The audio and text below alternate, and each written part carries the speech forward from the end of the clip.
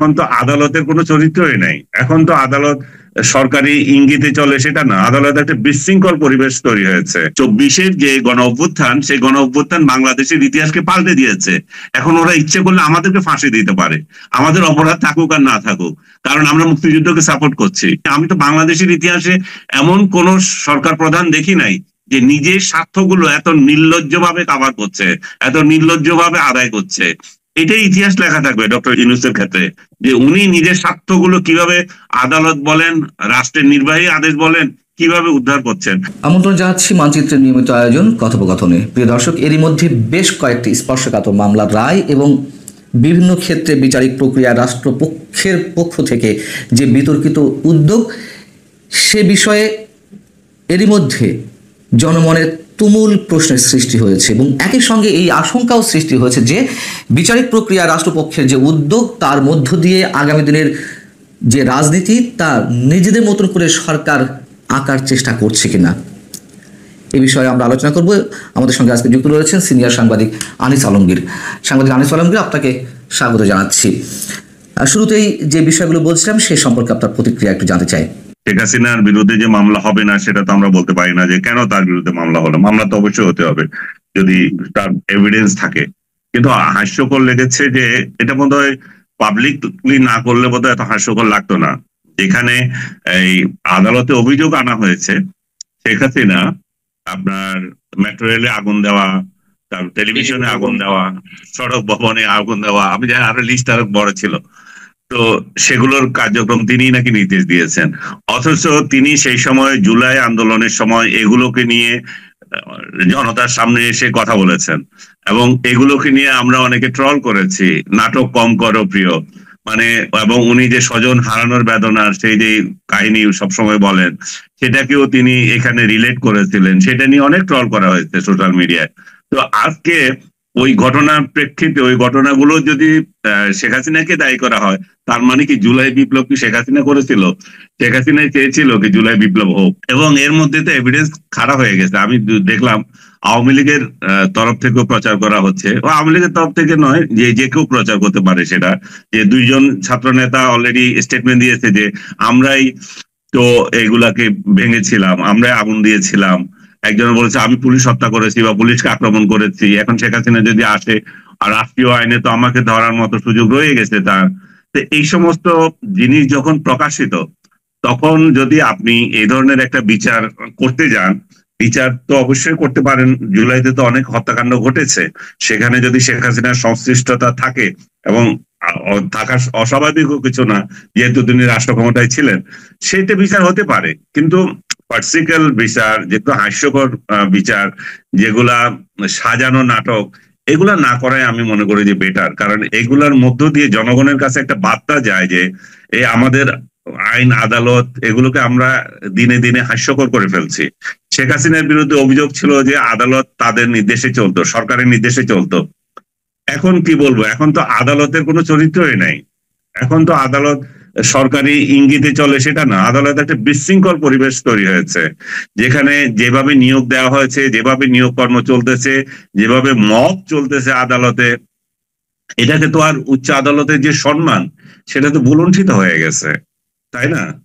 এটা camera trial না, এটা উল্টোটা পাবলিককে দেখাচ্ছে। এবং এটা তো প্রথমবারের মতো বাংলাদেশে হলো যে রাষ্ট্রীয় টেলিভিশনে যে বিচার কার্যক্রম চলছে। এটা এক ধরনের ভালোই হলো। দুই ধরনের এটা ক্ষতি আছে। এক ধরনের ক্ষতি হচ্ছে যে মানুষ, আপনি ওই সিনেমাতে যেরকম দেখেন না, বিচার হইতেছে, তারপরে পেছনের লোকগুলো চিৎকার দিয়ে ওঠে যে না না এটা অন্যায় হচ্ছে, তাহলে মানে কি দাঁড়ায়? বিচারক তার কার্যক্রম ঠিক মতো করতে পারে না, একটা জনচাপ তার উপর তৈরি হয়। এটা একটা ক্ষতির দিক।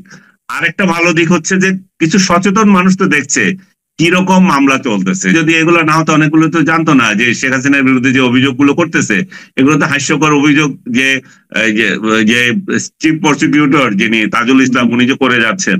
আপনার সবচেয়ে এখানে আমাদের তো বড় বিষয় হচ্ছে যে আমরা যে আপনার এই তাজুল ইসলাম ছিল এই কোর্টের রাজাকারদের উকিল, তাই না? তাকে আমরা এই কোর্টের চিফ প্রসিকিউটর বানালাম। এটাই তো একটা আইনের বড় ধরনের বরখেলাপ হলো।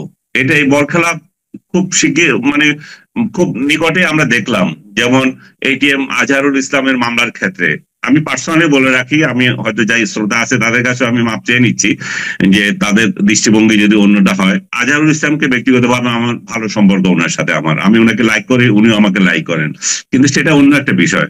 এই জায়গায় উনি যখন মুক্তি পেয়েছেন আমার ভালোই লাগছে যে দীর্ঘদিন কারাভোগ করেছেন, 12 বছর প্রায়। একটা লোক কারাভোগ করা মানে হচ্ছে যাবজ্জীবন কাটিয়ে এসেছেন, মৃত্যু এখন হওয়া না হওয়া এটা সব আল্লাহর হাতে। কিন্তু তার যে প্রক্রিয়া উনি বের হয়েছেন সেটার আমি সমালোচনা করতে যাই। সেটার সমালোচনা করতে যাই এই জন্যই যে উনার আমাদের যে কোনো মামলা, আপনি যদি একজন আসামি হন, আপনি যদি একজন উকিল দেন, সেই উকিল যতটুকু করে আসে ওইখানে, তারপর হঠাৎ আপনার মনে হলো যে না এই উকিল আমার উল্টাপাল্টা করতেছে, আমি তাকে সরাই দেবো, আপনি আরেকজনকে দিলেন, দিতে পারেন, কিন্তু ওই উকিল আগের যে কার্যক্রম আপনার পক্ষ নিয়ে করেছে সেটা অস্বীকার করতে পারবে না। কারণ এখানে উকিল তো ওই মামলারই করেছেন না, আপনার সাথে পার্সোনাল তো কোনো বিষয় না। এখন ওই মামলার উনি উকিল হিসাবে যেটুকু চালিয়েছেন, পরবর্তীতে আপনি যখন চেঞ্জ করলেন, আরেক উকিল এসে বললো যে না আমার আগের উকিল যা করে গেছে সেগুলো আমি মানি না, মানবো না, তা কিন্তু হবে না। আমি আপনার কথা সূত্র ধরেই বিবিসির সাবেক সাংবাদিক ডেভিড বার্গম্যানের একটা ফেসবুক স্ট্যাটাস আপনি নিশ্চয়ই খেয়াল করেছেন, যিনি এই মানে মানবতা বিরোধী অপরাধের দায়ে অথবা যুদ্ধাপরাধের দায়ে জামাতের শীর্ষ নেতাদের বিচারিক প্রক্রিয়া নিয়ে আন্তর্জাতিকভাবে প্রশ্ন তুলেছিলেন। তিনি কোনো পার্সোনাল ইন্টারেস্ট থেকে করেছিলেন আমি সেটা বলবো না, অবশ্যই শেখ হাসিনার সময় যুদ্ধাপরাধের দায়ে যে বিচারগুলো হয়েছিল তা কোনো কোনো ক্ষেত্রে বিতর্কিত হয়েছিল, তিনি সেই বিতর্কের জায়গাটি খুব ওপেন কথা বলেছেন আন্তর্জাতিকভাবে। তিনি এখন আজহারুল ইসলামের এই যে খালাসের বিষয়টি নিয়ে আবার প্রশ্ন তুলছেন যে এটি কোনোভাবেই সাপোর্ট করা যায় না। বিচারিক প্রক্রিয়া নিয়ে আমরা প্রশ্ন তুলেছিলাম, আবার যেই বিচারিক প্রক্রিয়া নিয়ে এখন তাদেরকে খালাস দেওয়া হচ্ছে সেটাও যথেষ্ট প্রশ্নবিদ্ধ। ঠিক আপনি যে কথাগুলো বলছিলেন, তাহলে আপনি বলছেন যে আবার সরকার পরিবর্তন হলে এইগুলো আবার উল্টে যেতে পারে, কিন্তু সরকার পরিবর্তন না হলে ইতিহাসের যে দায় আমাদের উপর চেপে যাচ্ছে সেখান থেকে আমরা মুক্ত পাবো কিভাবে? আমরা ইতিহাসের দায় চেপে যাচ্ছে, যেটা আমরা মুক্তি কিভাবে পেতে পারি? আমরা পেতে পারি এই আদালত ইয়ে করে আদালতকে স্বচ্ছ রেখে। সরকার যাবে, সরকার আসবে, আদালত কেন চেঞ্জ হয়ে যাবে? আদালতের উকিলগুলো কেন চেঞ্জ হয়ে যাবে? রায় কেন চেঞ্জ হয়ে যাবে? তার মানে হচ্ছে যে কোথাও না কোথাও গন্ডগোল আছে, সেটা হয় আগে ছিল নয় এখন আছে, কোনোটা তো একটা হবে, তাই না?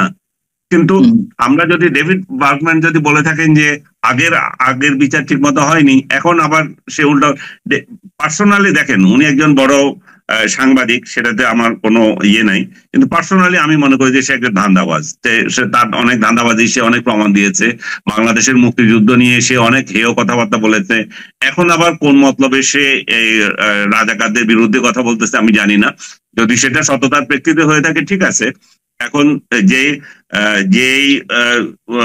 যে প্রক্রিয়ায় আজহার সাহেব মুক্তি পেলেন, আমি তো বললাম পার্সোনালি আমার জন্য ওনার জন্য আমার ফিলিংস আছে, কিন্তু যেই প্রক্রিয়ায় উনি মুক্তি পেলেন সেটা পছন্দ হয় নাই আমার, বা সেটা যদি যথাযথভাবে হতো আমার ভালো লাগতো, যেটা বার্গম্যানও যদি ফিল করে থাকে ঠিক আছে, আমরা এই বিষয়ে অন্তত আমরা একমত হলাম যে আদালত তার মতো চলা উচিত। আপনি নিজেও আপনার নিজের পডকাস্টে নিজে মন্তব্য করছিলেন যে আগে সরকার বিচারিক প্রক্রিয়া নিজের পক্ষে নেওয়ার জন্য যে ধরনের কাজ করেছে এখন কি তার ঠিক উল্টোটা ঘটছে, এবং আপনি নিজেও বলছেন যে বিচারিক প্রক্রিয়াকে কেন সরকারগুলো তাদের নিজেদের পক্ষে নেওয়ার চেষ্টা করবে। সেই জায়গা থেকে আমি যদি একটা এক্সাম্পল দিই, হুমায়ুন আজাদ বলেছিলেন যে এক সময় মুক্তিযুদ্ধর দায়ে, মুক্তিযুদ্ধ করার অপরাধে মুক্তিযোদ্ধাদের ফাঁসি দেওয়া হবে, সেদিকে কি বাংলাদেশ যাচ্ছে? আমার তো মনে হয় তাই। আপনাকে আমি পার্সোনাল বিষয়গুলো বলা ঠিক হবে কিনা জানি না। মানারাত একটা ইউনিভার্সিটি আছে, সেই ইউনিভার্সিটির উপপরিচালক গত রাতে আমাকে হুমকি দিয়েছে যে সে আমার ফাঁসি দেখতে চায়। আমি মুক্তিযুদ্ধের পক্ষে কেন বলছি? রাজাকারের ছেলেদের স্পর্ধা কতটুকু বেড়ে গেছে দেখেন, যে ওরা এখন দুনিয়াদারি চেঞ্জ হয়ে গেছে। ওরা মনে করছে আমরা যারা মুক্তিযুদ্ধকে সাপোর্ট করেছি, যারা মুক্তিযুদ্ধের পক্ষে কথা বলি, যারা বঙ্গবন্ধুকে অপমান করতে চাই না, বাংলাদেশ বিষয়ে কোনো কম্প্রোমাইজ করতে চাই না, তারা আমাদেরকে বলে যে ভারতের দালাল। কিভাবে ভারতের দালাল হয়ে গেলাম তা জানি না। ওই রাজাকারের ছাওয়াল আমাকে বলে যে আমার ফাঁসি দেখতে চায়। তার মানে কি ওদের মানসপটে এটা তৈরি হয়ে গেছে যে 24-এর যে গণ অভ্যুত্থান, সেই গণ অভ্যুত্থান বাংলাদেশের ইতিহাসকে পাল্টে দিয়েছে। এখন ওরা ইচ্ছে করলে আমাদেরকে ফাঁসি দিতে পারে, আমাদের অপরাধ থাকুক আর না থাকুক, কারণ আমরা মুক্তিযুদ্ধকে সাপোর্ট করছি। তার মানে হচ্ছে যে এখন যারা মুক্তিযোদ্ধা তারা খুবই অপাঙ্ক্তেয় ব্যক্তি, তাদেরকে যে কোনো ভাবে যে কোনো কিছু করা যায়, এবং মুক্তিযুদ্ধকে যারা সাপোর্ট করে তাদেরকেও যে কোনো ভাবে অপমান করতে পারে। যাই হোক, সরি আমি পার্সোনাল কথা বললাম, কারণ এই ধরনের প্রতিচ্ছবি আনিস আলমগীর, এটি সমাজের প্রতিচ্ছবি। আপনি যেমন হুমকি পাচ্ছেন, নিঃসন্দেহে এখন আমার কথাও বলতো, আমিও নানান ধরনের হুমকি পাচ্ছি, কিন্তু মুক্তিযুদ্ধ মানে তো আওয়ামী লীগ। এগুলার আমি আপনাকে আবার বলে দিই, এগুলার কোনো গণায় ধরবেন না। ওই রাজাকারকে ইচ্ছে করলে আমি এখন জামাতের আমিরকে বলতে পারি যে এই চুনুপুটি আমাকে যে হুমকি দিচ্ছে একে একটু দেখেন, মানারত ইউনিভার্সিটিকে আমি অভিযোগ করতে পারি। কিন্তু এই সমস্ত চুনুপুটিদেরকে যদি অতিরিক্ত দেওয়া হয় তাহলে আপনার লোক চাঁদাবাজি করছে না, আপনার লোক মবগিরি করছে, এবং সোশ্যাল মিডিয়ায় মবগিরি করছে, বাস্তবে মবগিরি করছে। এগুলাকে যদি সামাল না দেন এবং যুদ্ধ অপরাধের দায়ে যদি ক্ষমা না চান, ইহ জিন্দিগিতে জামাত ক্ষমতায় আসবে না, এই স্বপ্ন দেখেন না এটা, এবং আমাদের কোনো সমর্থন পাবেন না। আমি পার্সোনালি আপনাকে লাইক করি, আপনার ব্যক্তি সম্পর্ক সেটা আলাদা, কিন্তু জীবনে ভোট দেবো না, কারণ আপনাদের চরিত্র যদি এরকমই থাকে, এবং আমি নয় শুধু, আমার মতো বহু লোকে দেবে না। আপনারা যদি রক কাটেন কাটতে পারেন, গলা কাটেন কাটতে পারেন, জেলে দিতে পারেন, যেভাবে হুমকি দেন আপনাদের লোকদের দিতে পারে, তাই না? সেটা তো বটেই, কিন্তু এই অবস্থায় যদি সত্যি সত্যি বিচারিক প্রক্রিয়াকেও রাজনৈতিক ঢাল হিসেবে ব্যবহার করার একটা প্রচ্ছন্ন চেষ্টা আমরা দেখে থাকি এবং সবার কাছে স্পষ্ট হয়, তাহলে এই সরকারের অধীনে আগামী দিনে যা মানুষের যে প্রত্যাশা, যেটি নিয়ে এখন সবচেয়ে বেশি ডামাডলে পরিণত হয়েছে নির্বাচন, সেইটি কিভাবে স্বচ্ছ হবে, সেটি কিভাবে অবাধ সুষ্ঠু হবে? ইভেন আপনি শুরুতে বলছিলেন যে তারেক রহমানের কথা, যে তারেক রহমানের মামলা আবার আদালতে এসেছে, এবং সেটা কি এক ধরনের থ্রেট কিনা তাদেরকে, যে 21 আগস্টের বোমা হামলার মামলার কথা বলছিলেন আপনি, এটা দুইটা দিক আছে। একদিক থেকে এটা থ্রেট যে দেখো আমরা তোমাকে কিন্তু খালাস দিয়ে দিয়েছি, কিন্তু আপিল করার যদি সুযোগ থাকে তাহলে কিন্তু এখানে আবার ঝুলে রয়েছে, এটা কিন্তু শেষ হলো না। এই আপিল যদি গ্রহণ করা হয় তার মানে এই মামলা কতদিন চলবে ঠিক নেই। আবার অন্য দিক থেকে আছে যে না, এটা হচ্ছে একটা সহি তরিকা তারেক রহমান এবং আদার্সদের মুক্তি দিয়ে দেওয়া, কারণ এটা শুধুমাত্র উচ্চ আদালত খালাস করে নাই, আপিল করেছিল সরকার, সেই আপিলও সরকার হেরে গেছে, তার মানে সরকারের করার কিছু ছিল না। সরকার তার প্রসিডিউরাল লিখোনা যেগুলো ছিল সবগুলোকে ফুলফিল করছে। এখানে কিন্তু আমি মানে এটাকে মনে করি না যে তারেক রহমানের প্রতি এটা অবিচার হচ্ছে, এটা কিন্তু সুবিচার হচ্ছে, যে প্রক্রিয়াটা ঠিক মতো হয়ে যাবে, কিন্তু আমরা এগুলো ফুলফিল করে দিচ্ছি যাতে করে সামনের দিনে আপনার এটা নিয়ে আবার কোশ্চেন না উঠতে পারে। তবে কে জানে, কোশ্চেন তো আসতেই পারে, যেমন এটিএম আজহারুল ইসলামের মামলা তো চলে গেছিল, জামাতে ইসলামের যে এখন যে নিবন্ধন পাওয়া সেটাও তো চলে গেছিল, তো চলে গিয়ে আবার আসে না, এগুলা আবার তো আসতেছে, আদালত এগুলো আবার নিতেছে না, ওই বিচারটা ঠিক হয় নাই, এটা কি আবার করা যায় কিনা, তো এগুলো চলতেই থাকবে এই প্রক্রিয়া, যখন আপনি সরকার আপনার অনুকূলে থাকবে। জি, তারেক রহমানের বিষয়টি যাতে কোনো প্রশ্নবিদ্ধ অবস্থা না থাকে তার একটা প্রক্রিয়া হতে পারে, কিন্তু সার্বিকভাবে যা দেখা যাচ্ছে, আপনি নিজেও যদি আশঙ্কা করছিলেন, সেটাই বেশি তীব্র হওয়ার শঙ্কা কিনা, যে একটা থ্রেট অবস্থায় রাখা, যেহেতু বিএনপি ডিসেম্বরের মধ্যে নির্বাচন চাচ্ছে, বেশি বাড়াবাড়ি করলে একটা খড়গ সামনে ঝুলিয়ে রাখা, এটির সম্ভাবনা কতখানি? আমি তো বললাম সেটাও মানে উড়িয়ে দেওয়া যাচ্ছে না, কারণ এগুলো হচ্ছে আন্ডার টেবিল ডিল, তুমি আমাকে সাপোর্ট করছো। যা দেখা যাচ্ছে সার্বিক প্রক্রিয়ায়, সার্বিক ব্যবস্থায়, তাতে আমরা কোনটা বেশি করে সামনে গ্রহণ করব, যে ন্যায় বিচারের? আমি দুইটাকে 50-50 ধরছি, তো দুইটাই আছে, কিন্তু দুইটা একসঙ্গে তারেক রহমানের অনুকূলে যাইতে পারে, দুইটা একসঙ্গে তারেক রহমানের বিরুদ্ধেও যেতে পারে, কারণ তারেক রহমানের বিরুদ্ধে যদি যায় তার মানে হচ্ছে এটা আদালত চলুক, আর তারেক রহমানের পক্ষে যদি যায় তাহলে এটা আমি আপনার কিন্তু উপরেটাও হালাল করে দিলাম, এবং এটা নির্ভর করছে তারেক রহমানের থ্রেট কতটা সরকার গ্রহণ করবে কি করবে না, তারেক রহমান কতটা কম্প্রোমাইজ করবে তাদের সাথে। আজকে এটা পরস্পরের লেনদেনের বিষয় হতে পারে, এবং হয়েছেও। তারেক রহমান যে আপনার এতগুলো মামলা থেকে মনে করেন খালাস পেয়ে গেলেন, তারেক রহমান, বাবর এন্ড আদার্স, এটা কিন্তু বড় বড় ডেঞ্জারাস মামলা ছিল, তাই না? এখন তারেক রহমান দোষী কি না দোষী সেটা হচ্ছে অন্য বিষয়, কিন্তু মামলা থেকে তো উনি খালাস পেয়েছেন, সেটা তো সত্য। এবং সে একই কায়দায় আপনি যদি খালেদা জিয়ার বিরুদ্ধে যে অন্যায়ভাবে মামলা করেছিল, অবশ্যই সেটা অন্যায় ন্যায় যদি যেটাই হোক, উনি তো ভোগ করেছেন, সাজা ভোগ করেছেন এবং ভোগরত অবস্থায় ছিলেন, সেটাকে প্রত্যাহার করা হলো। ইভেন এবং আরো বড় বড় মামলা যেটাই হোক, এবং জামাতকে যেটা এখন উপহার দেওয়া হলো, তো সবগুলো তো ডিলের মাধ্যমে হচ্ছে না, তো লেনদেন প্রক্রিয়া এগুলা। লেনদেনে কোথাও যদি গোলমাল হয়ে যায়, হতে পারে ঝামেলা হতেই পারে তখন।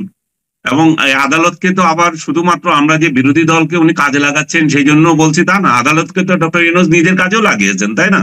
নিজের মামলাগুলো, নিজের কর্মচারীদের মামলাগুলো সবগুলোই তো উনি প্রত্যাহার করে নিয়েছেন, এবং নিজের একটা ভ্যালিডিটি নিয়েছেন উচ্চ আদালত থেকে, যে উনি কিভাবে ক্ষমতায় থাকবেন, এবং উনি যে কর্ম করছেন আর কত কিছু যে উনি যা করছেন, মানে আমি তো বাংলাদেশের ইতিহাসে এমন কোন সরকার প্রধান দেখি নাই যে নিজের স্বার্থগুলো এত নির্লজ্জভাবে কাভার করছে, এত নির্লজ্জভাবে আদায় করছে। এটাই ইতিহাস লেখা থাকবে ডক্টর ইউনূসের ক্ষেত্রে, যে উনি নিজের স্বার্থগুলো কিভাবে আদালত বলেন, রাষ্ট্রের নির্বাহী আদেশ বলেন, কিভাবে উদ্ধার করছেন। এই যে বিচার হচ্ছে, যে শুরুতেই যে কথা বলছিলেন যে যুগ পাল্টে গেলে কি হয়, তো দেখেন হাসিনা কি ভেবেছিল তার তার বিরুদ্ধে এইভাবে হবে, শেখ হাসিনাকে এই এই আদালতে দাঁড়াতে হবে বা আদালতে তার মামলা উঠবে? সে একই কায়দায় ডক্টর ইউনূস কি ভাবছেন যে উনি সামনের দিন উনার কিভাবে যাবে? আমরা তো কেউ জানি না ডক্টর ইউনূসের পরিণতি শেখ হাসিনার থেকে আরো 100 গুণ বেটার, মানে বেশি হয় কিনা, তাই না? আপনার কাছে আমার শেষ প্রশ্ন, ডক্টর ইউনূস প্রসঙ্গ যখন নিয়ে আসলেন এবং সাম্প্রতিক সময় তার যেই বক্তব্য অনেক বেশি সমালোচিত হচ্ছে, তিনি জাপানে একটি অধিবেশনে বললেন, সম্মেলনে, যে একটি রাজনৈতিক দল শুধুমাত্র চায় ডিসেম্বরের মধ্যে নির্বাচন, আর কেউ চায় না। এটির ব্যাখ্যা প্রধান উপদেষ্টার প্রেস উইং থেকে দেওয়া হয়েছে পরবর্তীতে অনেক বেশি সমালোচিত হওয়ার পরে, যে না, তিনি আসলে বলতে চেয়েছেন বড় রাজনৈতিক দলগুলোর মধ্যে একটি দল শুধুমাত্র ডিসেম্বর নির্বাচন চায়। এটি আপনার কাছে কতটুকু লজিক্যাল মনে হয়, এই ব্যাখ্যাটি? হয় তাৎক্ষণিকভাবে বলতে পারে একটি দল চায় না, কথার কথা হয়তো বলে ফেলেছে যেহেতু এটা প্রমিনেন্ট পার্টি, এবং পরবর্তী পর্যায়ে যখন দেখলো গণফোরাম, বাসদ, সিপিবি এবং আর অন্যান্য দলগুলো বলছে যে না, এটা তো ঠিক না, একটা দল শুধু রাজনীতি ডিসেম্বরের মধ্যে নির্বাচন চায়, তখন তাদের সুর পাল্টে গেছে, তখন এটা পরিবর্তিত হয়েছে। এবং এটা তো অবশ্যই অযৌক্তিক কথা। ইভেন একটা দলও যদি চায়, সেটাকেও তো আপনাকে কাউন্ট করতে হবে, কারণ এখন মাঠে আওয়ামী লীগ নাই, আওয়ামী লীগকে আপনি নির্বাচনে পাঠিয়ে দিয়েছেন, আর মাঠে দল আছে 2-3টা বড় ধরনের দল। বড় দল বলতে নিবন্ধিত দল তো ওই দিন পর্যন্ত একটাই ছিল, বিএনপি আছে, জামাতও তখন নিবন্ধন নিয়ে স্ট্রাগল করছে, এবং আপনার এনসিপি তো এখনো নিবন্ধন পায় নাই। আপনার কাছে আমার সব শেষ প্রশ্ন, এক লাইনে একটু উত্তর চাই, সেটি হচ্ছে যে বর্তমান সরকারকে অনেকে এরই মধ্যে প্রকাশ্যে ফ্যাসিস্ট বলা শুরু করেছে। যেমন মির্জা আব্বাস বলেছেন যে আমরা আগেই ধারণা করেছিলাম ফ্যাসিস্ট ফ্যাসিস্ট বলতে বলতে অন্যকে এখন এই সরকারি ফ্যাসিস্ট হয়ে যায় কিনা সেটা এখন দেখা যাচ্ছে। অধ্যাপক আনু মোহাম্মদ বলেছেন যে ফ্যাসিস্টের আগমনী ধ্বনি শোনা যাচ্ছে। আসলে কি আপনার কাছে তেমনটি মনে হয়? আর যদি তাই হয়ে থাকে, বাংলাদেশের অদূর ভবিষ্যৎ কি? সুদূর নয়, অদূর ভবিষ্যতের কথা আমি বলছি। না, আমি ওনাদের সাথে একমত নই। মির্জা আব্বাস বা আনু মোহাম্মদ আরো যারা বলছে ফ্যাসিস্ট, আমি বর্তমান সরকারকে ফ্যাসিস্ট সরকার মনে করি না। আমি মনে করি যে এরা এক ধরনের ইনকম্পিটেন্ট সরকার, একটা অথর্ব সরকার। আমি মনে করি যে ফ্যাসিস্ট আমি বলবো না, আমি মনে করবো যে এদের দূরদর্শিতার অভাব, এরা একটা ইনকম্পিটেন্ট সরকার। এরা আওয়ামী লীগকে নিঃশেষ করতে গিয়ে দেশকে নিঃশেষ করতে চাচ্ছে, এরা জুলাই অভ্যুত্থানকে হাইলাইট করতে গিয়ে মুক্তিযুদ্ধকে ধূলিসাৎ করতে চাচ্ছে। এদের দূরদর্শিতা, এদের বুদ্ধিমত্তার খুবই অভাব। অনেক ধন্যবাদ সাংবাদিক আনিস আলমগীর আমাদেরকে সময় দেওয়ার জন্য। দর্শক, শেষ করছি এখানেই। নিশ্চয়ই আমরা ভালো কিছু দেখতে পারছি না সবার বক্তব্যের মধ্য দিয়ে, যেটি আমরা স্পষ্ট আমাদের সামনে প্রতিমান হচ্ছে। তবে এখান থেকে বেরোনোটা খুবই জরুরি। সেই জরুরি জায়গা থেকে আমাদের কি করতে হবে সেটা নিশ্চয়ই রাজনৈতিক দলগুলোই ভালো বুঝবে। ভালো থাকুন সবাই, আল্লাহ হাফিজ।